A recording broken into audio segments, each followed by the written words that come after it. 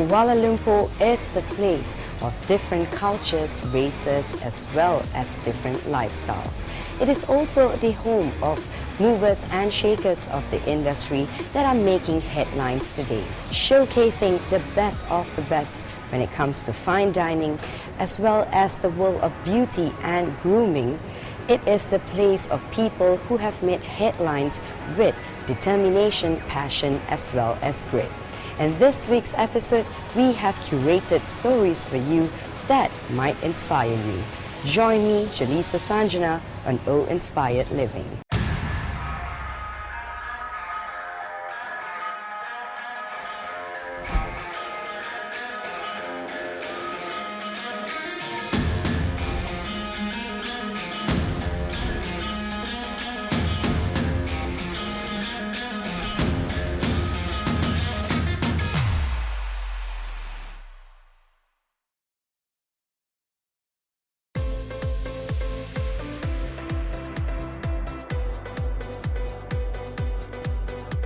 Malaysian fashion has been making a splash in Hollywood. International Hollywood celebrities have been noticed wearing stunning outfits by one Malaysian designer. Known for his humble character, his eye for embellishments, this is a designer that needs no introduction. It is none other than Kun Hui.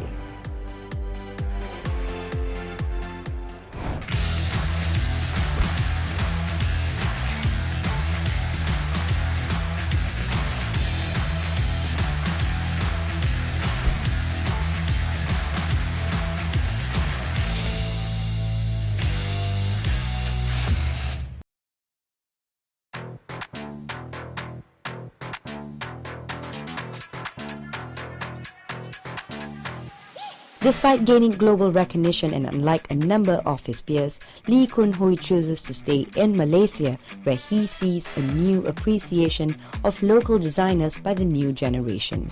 A graduate of the Malaysian Institute of Art in 1993, Kun Hui honed his skills as an assistant designer for brands like Warrior, Playboy and Isetan. He picked up several awards along the way, including runner-up for the Malaysian Young Designer Award in 1996 and special prize for the Asian Young Designer Awards in Japan in 1997.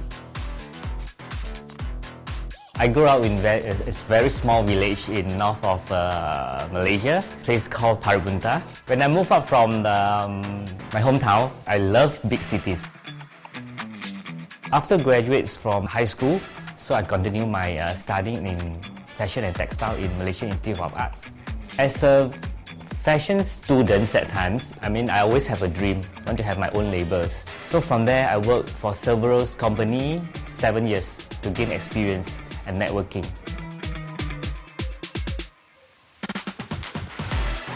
So after that, there is opportunity to have my own brands. So I moved to KLCC Istanbul when the KLCC Istanbul is ready. So a few years back then, I owned my own boutiques. In year 2008, there's an opportunity for me to go on board to New York. So there's someone want to carry my labels there. So that's how I got started in overseas. Kun Hui has earned the reputation of luxury with an edge, showcasing high fashion fused with street credibility. The label exudes romance, femininity, and sexiness. As a fashion designer, I'm always looking forward. Of course, for the past, I still have some pieces that I still love it or in my memory, but as a creator, I'm always looking forward to create something fabulous, something beautiful for the ladies. I do Qipao, Cheongsam as a festive collection. So every year when it comes to festive, I will do some special collection of it. For me, Qipao is really should keep it traditional, especially for the detailings. You can see latest the Qipao that I'm doing, beautiful handcrafted jade buttons, handmade Chinese knot buttons. I always feel like Qipao, you never dress it wrongly. You can wear it on the day, you can wear it at the night for some special occasions. Details and textures are key to Kun Hui. Intricate beadwork and feathers on the finest textures are his calling card. Every piece is an exquisite work of art. I think, of course, my lovely team, everyone have their own roles, from productions, drafters, sewer, cutter, embroiderer, my designers teams, creative teams. I think everyone play a very important roles in the company. Next for me, I just signed up with PR agencies in LA. So hopefully, for coming few months, can see some celebrities to wear Kun Hui in the red carpets.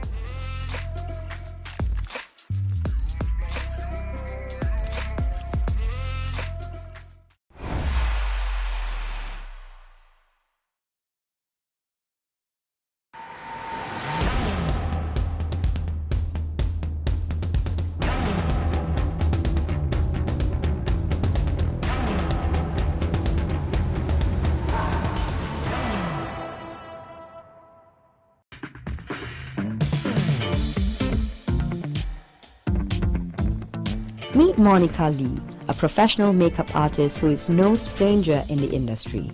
Having worked for established cosmetic brands like Bobbi Brown, Chanel, Givenchy, and L'Oreal, Monica is also known for her work on stage and movie sets, helming the makeup department on Crazy Rich Asians, White Kingdom, Four Dragons, Sell Out, and Britain's Top Model, to name a few. How do you take care of your skin, saving face? I have been working as a makeup artist since 2004. In 1995, I think I studied my makeup, film and TV makeup in UK for film and TV makeup. For the past few years, I also set up a makeup academy for about 10 years called Monica Lee Face Art Academy, that I conduct classes. And most of my job, basically, I work for commercial, movie, print ad, and so on, and events as well.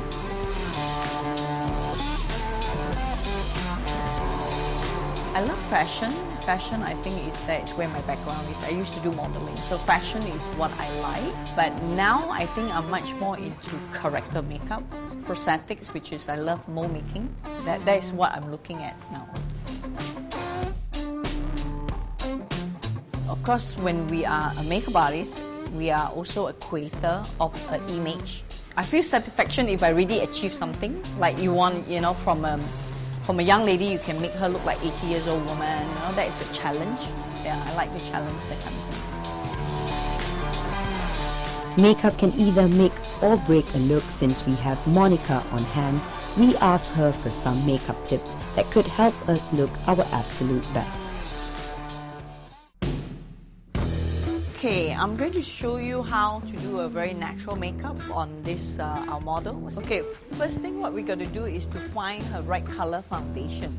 The best color to choose, to me, I think you can go back to your forehead color. To do a test, I will apply a little bit on the forehead. So I probably will use my sponge, and I'm just going to blend it. Yeah, I can see this is her color. I'm going to do a 5 minutes base, yeah? What I'm going to do is I'm going to just circles around, and I'm going to apply only one side so you can see the difference. So, do you see the difference one side? Yeah, you see the difference because it's smooth. It's one color now. Then I'm going to apply the other side.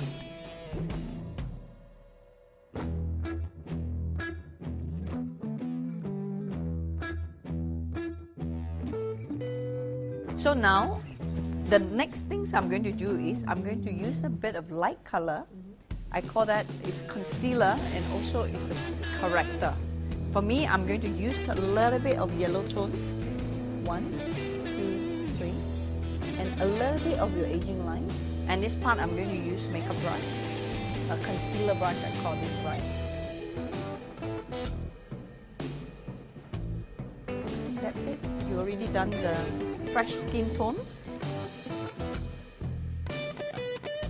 Okay, now in fact for my model here, she got very strong cheekbones. So I'm going to use a shading number 2. So the shading in fact is about 3 to 4 tone darker. You always start at the hairline, number 1, number 2. So for this technique, you can use hand.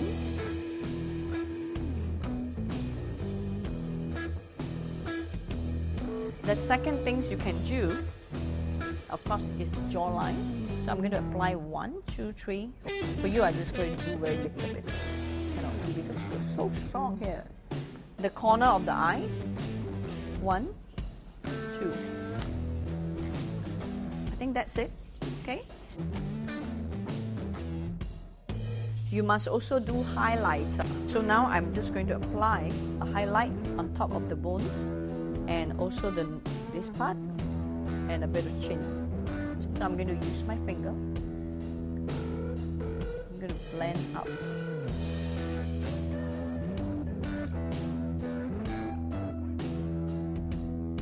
I probably like to use this. This is my favorite. Cream color, cheek color.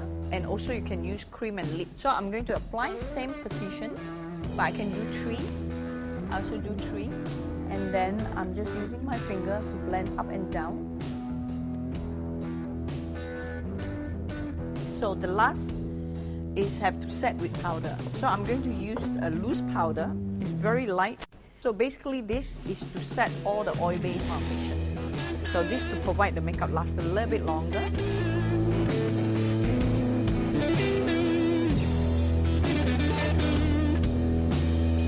So I'm going to do a quick eye makeup using an eye pencil.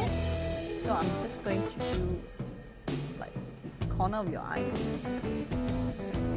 Just to blend the pencil into your number 2 area. I'm going to pick any eyeshadow, just a very soft color. Okay, for eyebrows, she got beautiful eyebrows, yeah? I'm not going to do anything, but I'm just going to fill the gap. So I'm going to go for, again, maybe the same eyeshadow color. It's very natural brown.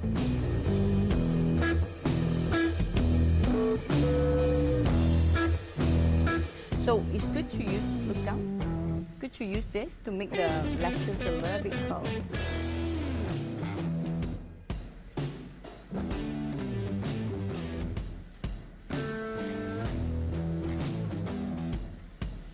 Our lips doesn't have a perfect structure, so with the lip pencil it will enhance your outline.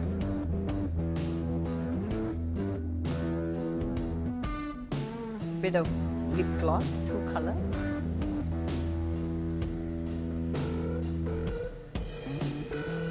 Every time when you finish your makeup, it will take you 15 minutes or 10 minutes. It's good to finish with a bit of powder because you might be sweating in your bathroom, you know.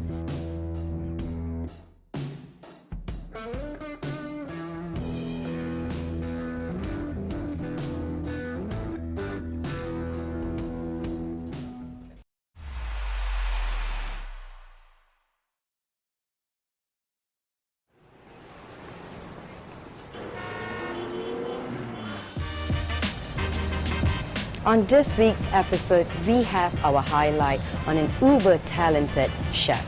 He is a man that wears different hats, from being a skilled TV host, a celebrity chef, and he juggles between fashion designing, interior designing, as well as event designing. The person we are referring to is none other than the uber-talented Chef Adu Amran Hassan.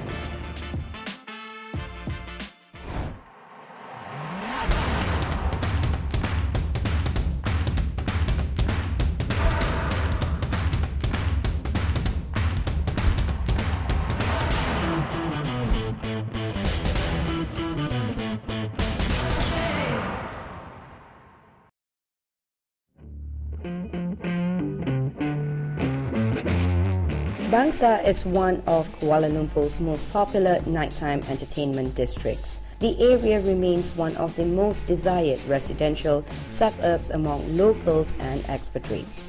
Due to this, there are many fine restaurants littered in the area. Hidden upstairs along a row of shop houses in Lucky Garden, Bangsa, is Adu Sugar Restaurant. As you climb the short flight of stairs to the restaurant, you are greeted by a warm ambience and eclectic decor. The entire restaurant is somehow of a gallery showcasing the personality and artwork of Chef Adu Amran Hassan.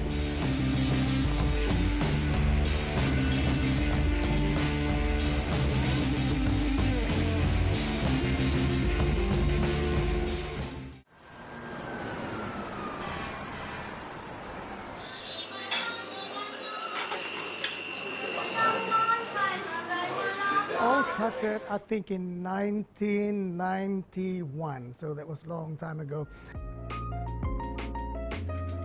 And I started cooking because I couldn't eat out, so money was really tight. So I started cooking, and I started calling my mum for recipes and things like that. To cut the long story short, one of my most important guests, in one of my dinner parties was Datuk Ramli Ibrahim, because I was one of his biggest fans forever, really. So I thought, okay, I invited him to come over for my dinner party, and he actually turned out. And then he was the one who said that you could be a chef if you keep cooking like this. So that's when I enrolled myself to a culinary course with Stanford College. And then I did that for just over a year. And then 1994, I opened my first restaurant in Langkawi. The restaurant offers soulful Malaysian food with Southeast Asian inspirations. A modern Malaysian restaurant, it focuses on Johorian cuisine. Laksa Johor, actually one of my favorite Johor dishes that reminds me of mum's, hard work and and things like that. But I also love the process. It is now served with pasta, with spaghetti instead of the rice noodles. And then on top of that, normally what mum told us that we must have daun kesum or laksa leaf or polygonum, and also daun selasih or sweet basil. So these are the two most important herbs that have to go with the laksa. These are the garnishings. And then we have tauge, and then we have julienne cucumber. The gravy of the laksa is actually curry based, but it's very mild curry. And also I use ikan kering kurau or salted fish. We use coconut milk, kerise, and also galangal, lemongrass.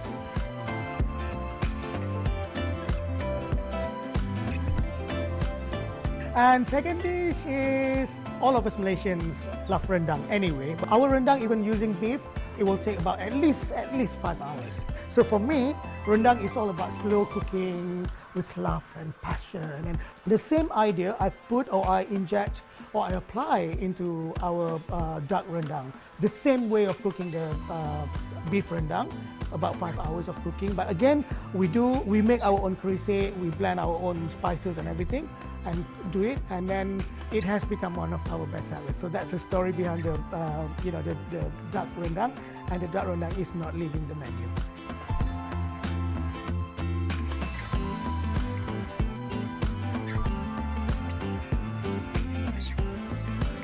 Smoked banana is a snack in Johor.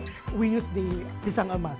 I think it's called monkey bananas or something. Even some people in Malaysia don't know what pisang salai is, what smoked banana is. But when you put it into something like ice cream or brownies or cakes, or so people think of it as a cake or as an ice cream first, as a brownie, and then when they eat it, oh my God, there's that taste. What is that? That is the smoked banana.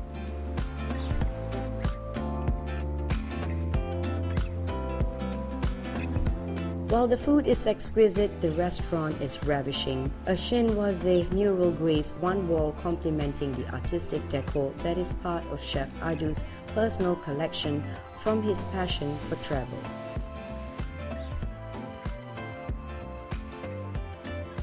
I believe that everybody can cook. What makes us different is how passionate you are when it comes to cooking it. If it's not good enough for you, how can it be good enough for anybody else?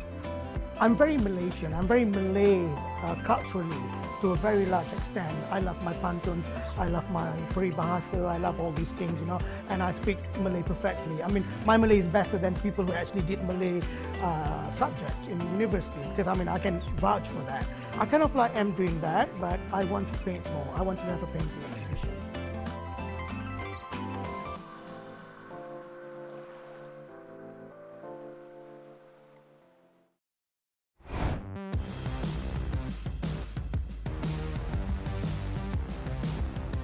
Big boys' toys, the muscle car is all about being macho and has a certain sex appeal.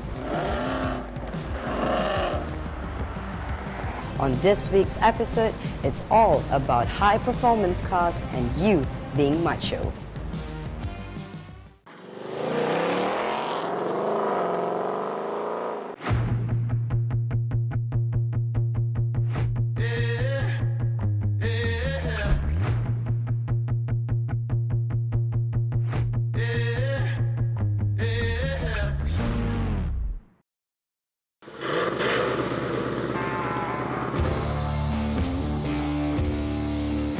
The idea of this American icon reaching our shores would seem close to impossible, ludicrous even half a decade ago.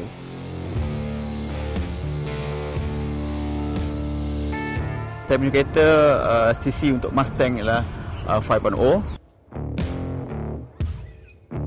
Masa Mustang launching tahun 2016 di US, kemudian masuk Malaysia ya, selepas tahun yang berharga 490,000 saya beli.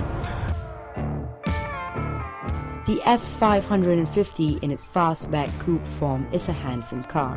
The profile is unmistakably Mustang, but the shape is more fluid and flowy than the 5th generation. Untuk Ford Mustang ni dia agak berbeza sikit sebab saya suka V8 turbo. Dia different daripada dengan supercar yang lain sebab supercar yang lain dia ada supercharge.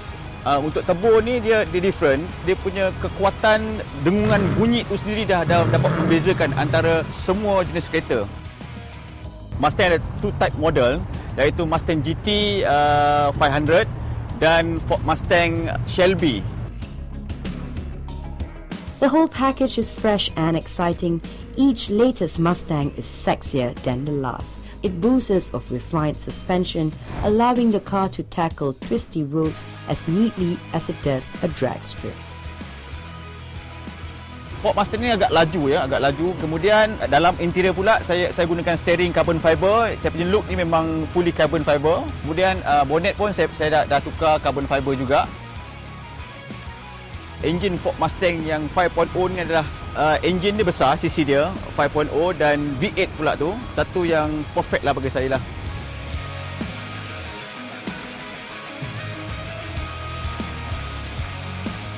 There you have it, the Mustang 5.0 leaping across North of America, and it's now trotting the roads here in Malaysia in its 54th year in existence. Despite the lack of legacy beyond America, it is now the response that we have actually seen in Malaysia has been tremendous for a car that has not been driven by many in Asia. Amazing, isn't it?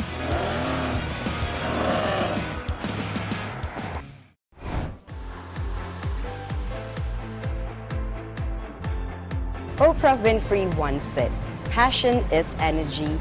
Feel the power that comes from focusing and what excites you."